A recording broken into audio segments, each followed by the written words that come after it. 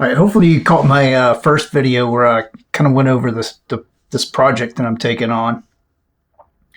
I'm building out a highly distributed system. It's got a lot of gRPC processes, a lot of Go programs running running within a K8s cluster. I've got some peripheral services running. I want to push this to a scale that would be way too expensive to run on a cloud provider. I want to push these database technologies into the billion row range. That would just be prohibitively expensive if I was to do that on a cloud provider. And this is a nights and weekends project. So what I have done is I was able to get a workstation that was fairly decently configured for next to nothing. I basically got it for what it took to get it shipped here. This is what I have. It's an HP Z840 workstation. In 2017, it probably rocked the cat box. It does have 2 physical processors and the ability for me to throw a lot of RAM at it. And that's what I was looking for. So it's an E5 Xeon. I was to get something comparable on GCP, say, that would be the N1 tier and HIM, and you're looking at like $1,600 a month just to run that machine kind of continuously to do the type of experiments I want to do. So I basically have a $200 investment in it so far. The shipping it took to get it here, and then I've spent about $150 on another 128 gigabytes of memory to get it up to 256. Now power, it is a little power hungry. It's got a roughly 1200 watt power supply in it. So that's basically like running a window unit or something like that all the time if I was to leave it up and running.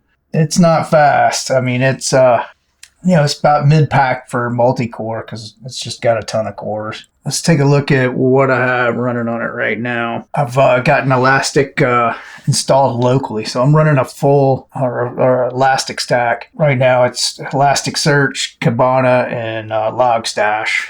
And everything will be dumping into here because that'll give me the ability to visualize and demonstrate, how these services are performing, how the different databases are performing, and all that. So that's going to be a huge visualization tool. So that'll also be a huge amount of storage that I'll have to come up with. Right now, I'm kind of looking forward to experimenting with Couchbase. So I have that running locally as well.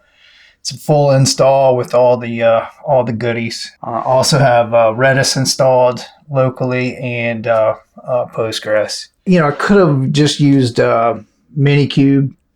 Docker Desktop's not running on Ubuntu 2404 LTS right now. There's a little bit of a privileged namespace issue as of August 2024. So I decided to try a different option because this looked like it had a lot of stuff that would help me demonstrate and visualize how the different deployments for the K8s cluster that I'm envisioning and these services, these gRPC services and Rust and Go and Python services that get running within the cluster. I think this is going to give me a good way of kind of showing and managing that as well. I'll do a full episode in the deployments using this as I start to spin the cluster up and start to push some of these services into the K8s cluster. So again, that's our Lens desktop cube. Kind of excited to see how that works out. But again, it's all running locally. So that's managing a local Kubernetes cluster. So with all that stuff running, the machine right now looks like it doesn't look like it's under a whole lot of stress. Performance is decent. Of course, I'm running OBS right now, but yeah, you can see I'm sitting at about 50 gigabytes. That's about let's just say call it 20% of my memory capacity right now. So that's looking good. I mean, but still we've got a good bit of. We don't have anything really running. I mean, we've got the core services running, the database services running and whatnot, but they don't have any data in them. I've got some test workloads deployed in the Lens desktop cube. But beyond that, I don't have that much running.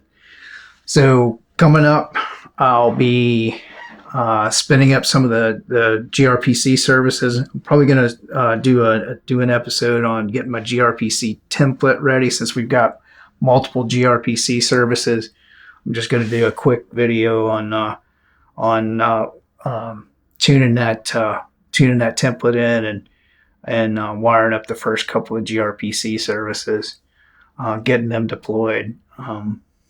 Like I said in the first video, where I kind of went through the entire project, I'm going to make a cross cut as quickly as I can across the services to have an API endpoint calling into a gRPC service, persisting something to the database. So that'll be a good first cut to get a good look at how all this stuff is running within this environment. Stay tuned for the next couple of videos. They'll come out pretty quick. So make sure you like, subscribe, and hit the notification bell. And that way you know when my next videos come out. And I'll see you then.